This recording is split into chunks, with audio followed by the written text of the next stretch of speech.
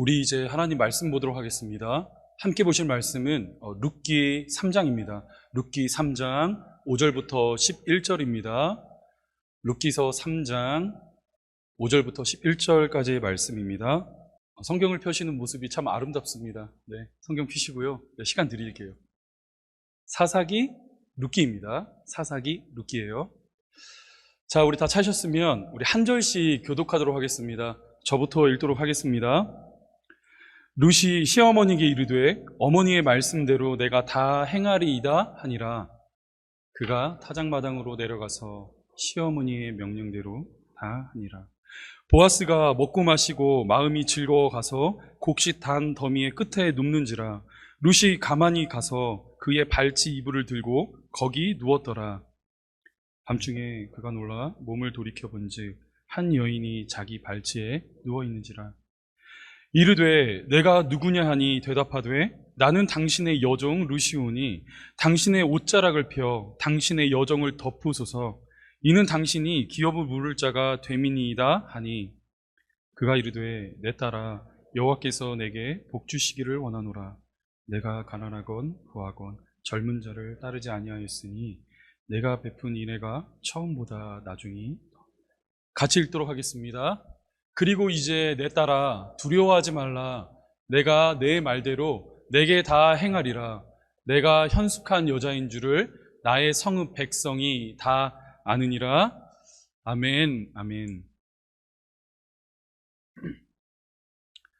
우리는 지난주 율법을 넘어 예수 사랑의 공동체로라는 제목으로 말씀을 살펴보았습니다.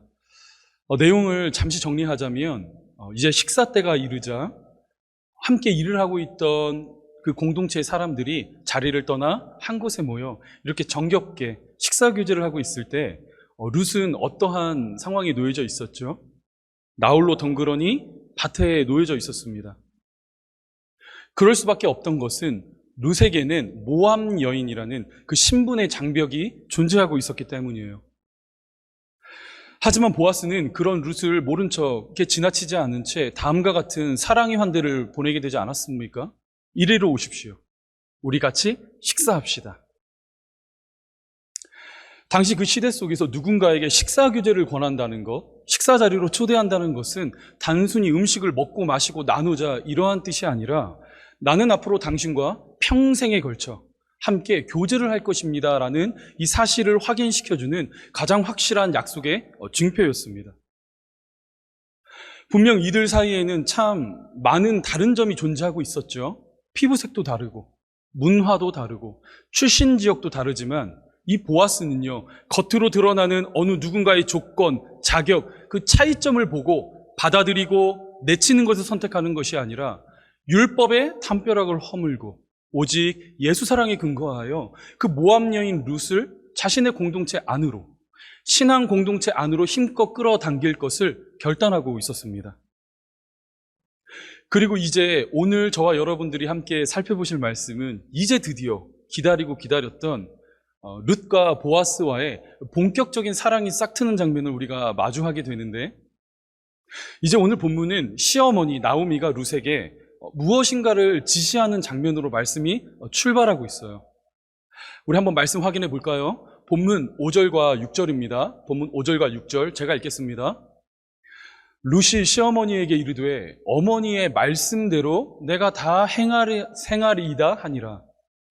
그가 타작마당으로 내려가서 시어머니의 명령대로 다 하니라. 자, 그렇다면 대체 나오미가 며느리 룻에게 지시한 내용이란 과연 무엇인가? 우리는 그 내용을 말씀에서 확인해 볼 수가 있어요. 본문 9절, 계속해서 9절 말씀 보여주실까요? 우리 같이 한번 읽도록 하겠습니다. 시작! 이르되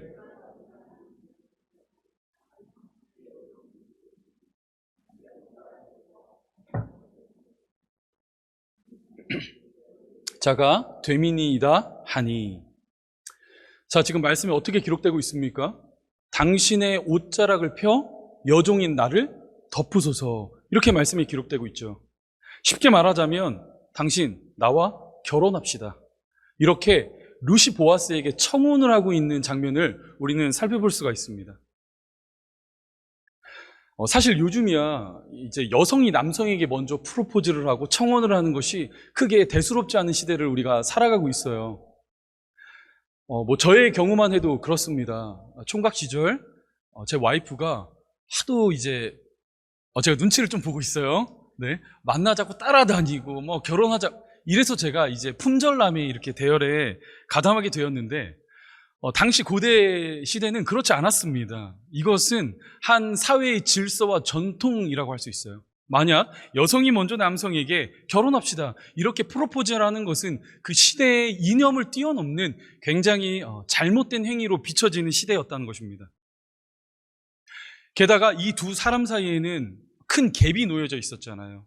제가 이제는 뭐 다시 설명해 드리지 않아도 될 정도로 한쪽은 모압 여인, 한쪽은 정통 유대인. 뿐만 아니라 이 보아스라는 남성은 당시 그 베들레헴에서 유력한 자였습니다. 사람들에게 널리 알려졌고 신망을 받고 있는 저명한 유명인이었다는 것이죠. 하지만 그에 반해 룻은요, 남의 밭에 들어가 땅바닥에 떨어진 그 이삭이나 주워 먹어야 하루하루를 근근히 살아갈 수 있는 그런 미천한 자리에 놓여져 있었습니다. 그럼에도 불구하고 룻은요, 조금의 망설임과 조금의 주저함도 없이 당신의 옷자락을 펴 나를 덮으소서, 이렇게 보아스를 향해 거침없이 청혼을 요청하고 있었다는 것입니다. 사랑하는 여러분, 그렇다면 룻은 과연 어떻게 당시의 그 시대의 질서와 전통을 뛰어넘으며 보아스를 향해 당당하게 청혼을 할 수 있었을까요?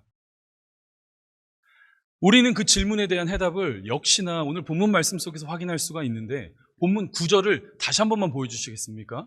본문 9절 제가 읽어드릴게요. 이르되 내가 누구냐 하니 대답하되 나는 당신의 여종 룻이오니 당신의 옷자락을 펴 당신의 여종을 덮으소서. 이는 당신이 기업 물을 자가 됨이니이다 하니. 지금 말씀을 보시면 노란색으로 제가 하이라이트를 두 군데 딱 쳐놨어요. 네, 어떠한 단어가 등장하고 있죠? 어떠한 단어이죠? 여종이라는 표현입니다. 그렇죠? 여종. 이 두 글자에 룻이 어떻게 보아스에게 당당하게 청혼을 요청했는지에 대한 해답이 담겨져 있어요. 룻은 자신을 가리켜 여종이라고 소개하고 있습니다. 그렇죠? 그것도 무려 2번씩이나 반복적으로 드러내며 나의 신분이 무엇인지를 강조하고 있다는 사실을 우리는 확인해 볼 수가 있습니다. 그런데 사실 룻이 자신을 가리켜 여종이라고 표현하는 것은요, 그런 낯선 장면은 아니에요. 지난 1장과 2장 말씀을 읽어보시면 룻은 언제나 사람들에게 여종 또는 하녀라고 자신을 표현하고 있었기 때문입니다. 그런데 오늘 본문 이 9절 말씀을요, 히브리어 원문으로 보시면 굉장히 독특한, 참 우리의 흥미를 끌어당기는 표현을 우리가 발견할 수가 있는데, 그것은 바로 앞서 등장했던 1장과 2장에 등장했었던 여종이라는 표현과 현재 우리가 확인하고 있는 이 9절 말씀에 등장하는 여종이라는 단어는요, 전혀 다른, 본질적으로 그 의미가 구별되는 단어가 사용되고 있다는 점이에요. 앞서 등장했던 여종이라는 단어는 슈프카입니다. 슈프카. 어떠한 뜻이냐? 그 노예들 중에 가장 미천한 존재, 노예들의 하나, 그러니까 즉 슬레이브를 뜻하는 단어가 슈프카예요. 하지만 이에 반하여 이 9절 말씀에 등장하고 있는 여종이라는 단어는 아마라는 단어가 사용되고 있습니다. 어떠한 뜻이냐? 자격을 갖춘 인생이지만 상대방에게 자신을 이렇게 낮추어 겸손하게 소개하고 있는 단어라고 할 수가 있다는 것이죠. 제가 여러분들의 이해를 돕기 위하여 한 가지 예를 들어 드릴게요. 우리 남성분들은 다 아실 텐데 군대에 딱 가시면 잘 보지도 못해요. 어깨의 그 견장 위에 별을 이렇게 딱 달고 다니는 사람을 가리켜 뭐라고 부르죠? 네, 스타. 그렇죠. 한국말로 딱 하면 별 이러시면 안 돼요. 장군이라고 해요. 장군 이렇게 말하죠. 별을 하나 달고 있는 사람, 원스타를 가리켜 소장. 2개, 투스타는 아니에요. 뭔가 잘못됐죠. 뭐가 잘못됐어요. 하나가 준장. 제가 지금 이름은 밝힐 수 없는데 어떤 분 입을 보고 따라하고 있었거든요. 근데 안 갔다 오신 것 같아요. 방이 갔다 오신 것 같아요. 별 하나는 준장, 2스타는 소장, 3스타는 중장, 마지막 4스타는 대장, 이렇게 말해요. 우리나라 육해공군을 총틀어서 어깨 견장 위에 별을 달고 있는 사람은요, 총 300명 정도밖에 되지가 않습니다. 60만 명이라는 그 거대한 숫자 중에 오직 선택받은 소수의 인원만이 장군이라는 이름으로 그 역할을 감당하며 살아간다는 것이죠. 그런데 이처럼 높은 지위를 가지고 있는 장군이 만약 대통령 앞에 딱 서게 됐을 때 자신을 어떻게 소개할까요? 막 병사 부리듯이 반말로 할까요? 대통령 일로 와봐 이렇게 말합니까? 아니죠. 자신을 겸손하게 낮추어 설명하잖아요. 자신보다 더 높은 지위에 있는 자, 한 나라의 통수권자, 그 대통령 앞에서는 겸손하게 말할 수밖에 없다는 것이죠. 그래서 만약 대통령이 이렇게 악수라도 딱 청할 때면 어떻게 말합니까? 대장 누구 관등 성명을 대며 겸손하게 자신을 소개하게 됩니다. 그런데 현재 룻이 사용하고 있는 이 아마라는 단어의 성격이 딱 이와 같아요. 자신을 낮추어 소개하고 있지만 그 자가 미천하거나 보잘것없는 자가 아니라 나는 자격을 갖춘 인생, 신분을 갖춘 자, 아마의 인생입니다 라고 고백하며 보아스를 향해 당당하게 프로포즈를 하고 있다는 것입니다. 주 안에 사랑하는 여러분, 우리가 이 모습을 딱 바라볼 때 이렇게 생각하실 수 있어요. 슈프카면 어떻고 아마면 또 어떻습니까? 결국 두 가지 다 보아스에게 종의 모습이 아니겠습니까? 이렇게 생각하시는 분이 더러 계실지도 몰라요.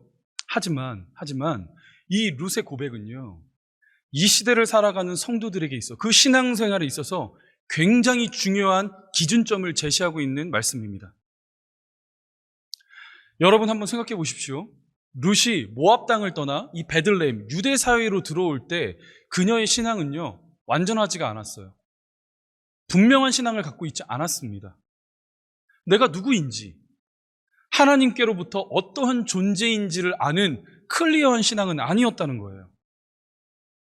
그렇기에 어느 사람이 다가와 당신은 누구입니까? 라고 물어봤을 때 그녀는 뭐라고 말했습니까? 나는 슈프카입니다. 종입니다. 슬레이브입니다. 하녀입니다. 이렇게밖에 말할 수 없었다는 것입니다. 하지만 지난날 우연과 마침을 가장하여 찾아오신 그 하나님의 은혜의 손길을 경험하게 되었고, 또 여호와께서 준비하신 보아스라는 남성을 만나게 되었으며 그 자를 통하여 사랑의 환대를 받았고, 또 평생 만날 수 없을 것이라 여겼던 사랑의 공동체, 그 따스한 베들레헴이라는 신앙 공동체를 만나게 된 이 룻, 그의 신앙은 성장하기 시작했다는 거예요. 어느새 자라가 결국 어느 지점에 놓이게 되었느냐? 나는 이제 더 이상 미천한 여인 슈프카가 아니라 하나님의 은총과 그분의 사랑이 놓여있는 자격 있는 인생, 아마의 인생입니다. 이렇게 고백하며 보아스를 향해 당당하게 외치고 있는 것입니다. 당신의 옷자락을 펴 나를 덮으소서.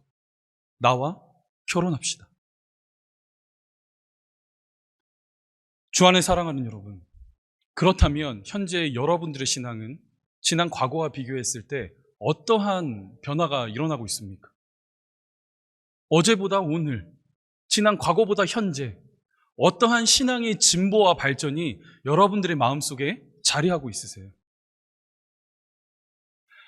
분명 예수를 만나기 이전에 저와 여러분들의 모습은 정확히 슈프카입니다. 그렇죠? 슈프카예요. 끝장난 인생이죠. 슬레이브입니다. 언제나 죄의 종노릇하며 살아갈 수밖에 없는 인생, 당장 눈앞에 보이는 땅에 떨어진 이삭이나 주목하며 살아갈 수밖에 없는 인생, 나 자신의 먹고 마시고 그 육신의 안위를 위하여 달려가던 인생, 슈프카였어요. 그런데 하나님께서 아무런 자격 없는 저와 여러분들을 찾아오시며 믿음이라는 값없는 선물을 허락하여 주셨습니다. 질그릇에 불과한 나이지만, 질그릇과 같은 나이지만 그 안에 예수라는 보배를 허락하여 주셨다고요. 따라서 보배 대신 예수 그리스도를 붙들며 살아가는 인생, 겉에 드러나는 어떠한 자격이 아니라 저와 여러분들의 심령 속에 내주 역사하시는 예수 때문에 슈프카가 아니라 아마의 인생, 아마의 자리로 저와 여러분들이 부름받았다는 것입니다. 이와 관련된 바울의 고백을 여러분 한번 보십시오. 성경을 보시면 바울 사도는 수많은 서신서를 남겼잖아요. 그렇죠? 그런데 그 모든 각자의 상황과 형편에 따라 주어진 그 서신서 전체 중에 공통점이 한 가지 나타나고 있습니다. 그 한 가지 공통점이란 무엇이냐? 바울이 각 교회를 향해 편지를 쓸 때요, 언제나 그 첫인사에는 내가 누구인지를 아는 그 신분적 자기 선언문으로 말씀이 출발하고 있다는 점입니다. 말씀 한번 확인해 볼까요? 우리 로마서 1장 1절 보여주세요. 제가 읽겠습니다. 예수 그리스도의 종 바울은 사도로 부르심을 받아 하나님의 복음을 위하여 택정함을 입었으니. 이제 말씀을 보시면 맨 먼저 바울은 이렇게 말하고 있잖아요. 나는 종입니다. 그렇죠? 종. 그런데 여기서 이 종이라는 표현에는 둘로스라는 단어가 사용되고 있어요. 제가 이전에 몇 달 전에 빌립보서 강의를 하며 이 둘로스가 어떠한 뜻인지 여러분께 여러 번 설명해 드렸죠. 어떠한 뜻입니까? 노예들 중에 가장 낮은 신분, 노예들 중에 가장 미천한 계급, 그것이 바로 둘로스 아니었습니까? 그런데 여러분 말씀을 잘 보셔야 돼요. 둘로스이긴 둘로스인데 누구의 둘로스라고요? 예수 그리스도의 둘로스. 그러니까 나는 세상의 종, 사람들의 종이 아니라 오직 예수 그리스도의 종, 그분께 매임을 받은 자, 오직 예수 그리스도께만 충성을 맹세하는 둘로스로 부름받았습니다라고 선언하고 있습니다. 그리고 나서 이어지는 자기 선언이 우리가 주목해 보아야 할 표현이에요. 그리고 나서 뭐라고 이어지고 있죠? 사도로 부르심을 받아. 하나님께는 종이나 이 세상을 향하여, 사람들을 향하여 담대하게 복음을 선포하는 사도로, 아마의 인생으로, 자격이 있는 인생으로 부름받았습니다라고 선포하고 있다는 것입니다. 우리 시간 관계상 몇 군데만 더 확인해 볼까요? 우리 슬라이드 한번 넘겨주시겠어요? 우리 고린도전서 1장 1절, 하나님의 뜻을 따라 그리스도 예수의 사도로 부르심을 받은 바울과, 갈라디아서 1장 1절, 사람들에게서 난 것도 아니요 사람으로 말미암은 것도 아니요 오직 예수 그리스도와 그를 죽은 자 가운데서 살리신 하나님 아버지로 말미암아 사도된 바울은, 디모데전서 1장 1절, 우리 구주 하나님과 우리의 소망이신 그리스도 예수의 명령을 따라 그리스도 예수의 사도된 바울은, 다 똑같은 말을 하고 있죠. 내가 누구인지를 알고 하나님께로부터 어떠한 부르심을 받은 존재인지를 알아 그렇게 사역을 출발하고 있다는 거예요. 즉 성도로서의 첫 인생이 시작되고 있다는 것입니다. 하지만 이에 반하여 오늘날 우리 조국교회 성도님들에게 발견되는 참 안타까운 모습이 있다면 우리 성도님들의 신앙이 어느 한쪽으로 편중되어 있다는 점입니다. 어떠한 뜻이냐? 하나님 아버지, 나 같은 죄인을 구원해 주셔서 감사합니다. 아무런 자격 없는 자이지만 나를 찾아와 만나 주셔서 감사합니다. 이처럼 자신의 죄인됨에 대해서는 너무나 잘 알고 있어요. 인정하시죠? 우리 고백하잖아요. 나 같은 죄인 살리신 주님의 은혜 감사합니다. 나는 죄인입니다. 당신 앞에 나올 수 없는 연약한 자입니다. 하지만 성경이 말하는 균형 잡힌 성도의 신앙은요, 나의 죄인됨을 고백할 뿐만이 아니라 그리스도 예수의 그 십자가 사건으로 말미암아 새롭게 빚어진 새 창조물, 나는 이제 하나님께로부터 사랑을 받기에 충분한 인생, 하나님의 은총이 놓여있는 인생, 세상 그 무엇과도 바꿀 수 없는 하나님의 존귀한 자녀가 되었다는 바로 그 지점까지 나아가는 것, 이 두 가지 모습을 잘 간직하고 있어야 그것이 올바른 성도의 신앙이라는 거예요.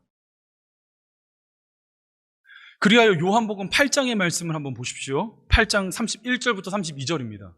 너희가 내 말에 거하면 참으로 내 제자가 되고 진리를 알지니 진리가 너희를 자유롭게 하리라. 너무나 잘 아시는 말씀이시죠? 그렇다면 대체 무엇으로부터 이 복음이 저와 여러분들을 자유롭게 한다는 말일까요? 무엇으로부터? 저와 여러분들을 끊임없이 절망의 자리로, 죄책의 자리로 끌고 들어가기 위한 사탄의 송사, 너 성도 아니야, 네가 무슨 성도야? 네가 무슨 교회를 다니는 그리스도인이야? 너 아니야, 너. 너 가짜야. 너는 하나님의 사랑을 받을 아무런 자격이 없어. 너는 성도 아니야. 이렇게 끊임없이 저와 여러분들을 무너뜨리고 그 죄책감의 자리로 밀어넣는 그 사탄의 송사 앞에서도 이 복음이 자유롭게 한다고요. 어떻게 해요? 나는 하나님의 성도야. 나는 하나님의 핏값 주고 사신 세상 무엇과도 바꿀 수 없는 하나님의 자녀야. 자격이 있는 아마의 인생이야. 이처럼 복음은요, 흔들림이 없는 그 구원의 확신, 구원의 감격, 구원의 자격, 구원의 긍지, 그 자유함을 허락해 준다는 거예요. 그래서 바울이 로마서 7장을 통해 다음과 같이 고백하고 있잖아요. 로마서 7장 24절부터 25절입니다. 오호라, 나는 곤고한 사람이로다. 이 사망의 몸에서 누가 나를 건져내랴? 내 자신이 마음으로는 하나님의 법을, 육신으로는 죄의 법을 섬기노라. 성도로 살아가고 싶었습니다. 그 위대한 바울도요, 자신의 삶에서 숭고한 하나님의 뜻을 드러내고 그렇게 충성된 모습으로 살아가고 싶었다고요. 그런데 문제는 무엇이죠? 그렇게 살 수 있는 실력이 없는 거예요. 자신의 육신을 바라볼 때면 오라, 나는 공고한 사람이로다.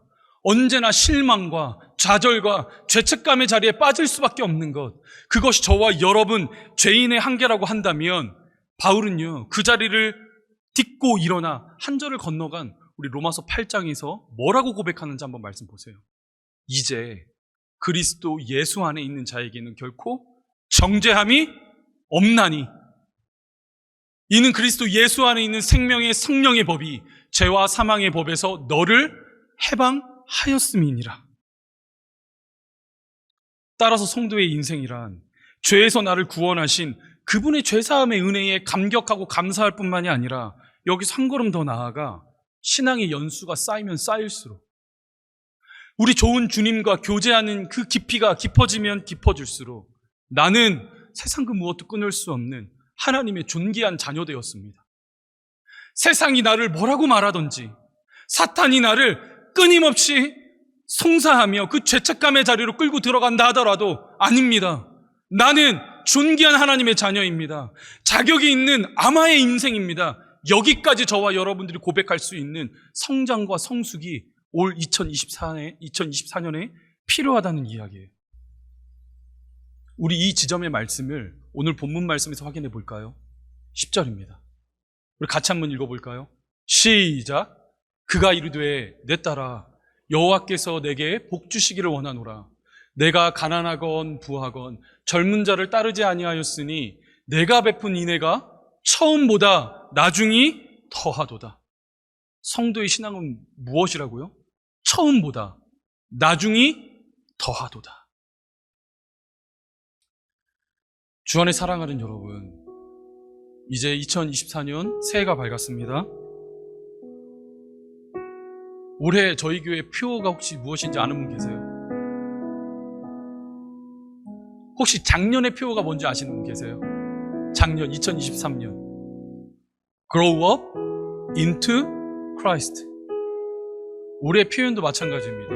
2024년 저희 제자 삼는 교회가 달려갈 그 비전은요, Grow up into Christ. 처음보다 나중이 더하도다. 분명 이 자리 가운데 신앙생활을 오래 하신 우리 성도님들 계시죠? 대부분 이제 시작하신 우리 성도님들 많지 않아요. 익숙합니다. 주일이 되면 성경책 끼고 이 자리까지 나오는 것 어렵지 않아요. 어느덧 익숙함의 자리를 떨쳐버리고 갓난아기가 어머니의 젖을 사모하며 자라가는 것이 갓난아기에게 맡겨진 숙명이듯이 그렇잖아요. 다 우리 여러분 우리 자녀들 키워보셨잖아요. 어린아이에게 무엇을 요구합니까? 갑자기 철이 들어 부모의 말씀을 잘 듣는 거? 기저귀 차고 책상 앞에 앉아가지고 공부하는 그런 모습 여러분 기대하시지 않잖아요. 갓난아기에게 무엇을 기대하시죠? 어머니가 공급해주는 젖과 우유를 먹으며 무럭무럭 시기에 맞게 자라가는 모습, 그 모습을 우리가 가나안에게 기대하잖아요. 마찬가지예요. 이 캘거리 제자 삼는 교회 이제 개척된 지 9개월 차에 접어들었습니다. 해는 바뀌었을지 몰라도 아직 갓 돌도 되지 않은 신생아에 불과해요. 저와 여러분들에게 맡겨진 그 사명이 무엇이라고요? 주 예수 그리스도를 향해 무럭무럭 자라가는 성도, 주님을 향해 달려나가는 교회, 그리하여 결국 처음보다 나중이 더하도다. 이 시간 간절히 소망하기는 올해 2024년을 마무리하는 그 끝자락에 섰을 때, 우리의 걸어갔던 지난 시간들을 돌이켜 보았을 때 주님께서 하셨습니다.